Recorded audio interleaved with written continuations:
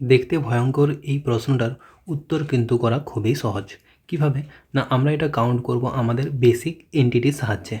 দেখো, এখানে এই যে ত্রিভুজগুলো আছে, এগুলো একটা করে বেসিক এন্টিটি আমরা পড়েছি, ঠিক? তাহলে এই 4টা ত্রিভুজের মধ্যে টোটাল কতগুলো ট্রায়াঙ্গেল থাকবে? আমরা জানি যে একটার মধ্যে থাকে 1, 2, 2 আর 1 3, তাহলে একটা ত্রিভুজ আছে 3টা ট্রায়াঙ্গেল। এরকম 4টা ত্রিভুজের মধ্যে থাকবে 3 × 4, 12টা ট্রায়াঙ্গেল। এই যে মাঝের এন্টিটিটা আছে, মাঝের যে জিনিসটা আছে, এটার মধ্যে কতগুলো থাকবে? এখানে নাম্বারিং করব 1, 2, 3, 4, 5, 6, 7, 8। 8 কটা কর্ণ আছে? দুটো, তাহলে টোটাল এখানে কতগুলো ট্রায়াঙ্গেল থাকবে? 8 × 2, 16টা। আমরা কি করব? একটার সাথে একটাকে মার্জ করব। এই যে দুটো আলাদা আলাদা ফিগার দেখলাম, এই ফিগারগুলোকে মার্জ করব। মার্জ করা মানে কি? এই ত্রিভুজটাকে আমি এর সাথে মার্জ করে নিচ্ছি। তাহলে কি পাবো? দেখো, এখানে একটা ত্রিভুজ তৈরি হবে।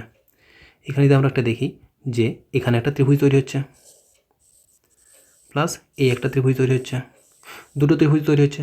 সিমিলারলি এখানেও আরও দুটো ত্রিভুজ তৈরি হবে, প্রত্যেকটাতে এরকম আরও দুটো দুটো করে ত্রিভুজ তৈরি হবে। তাহলে টোটাল কতগুলো তৈরি হবে? 4 × 2, 8টা।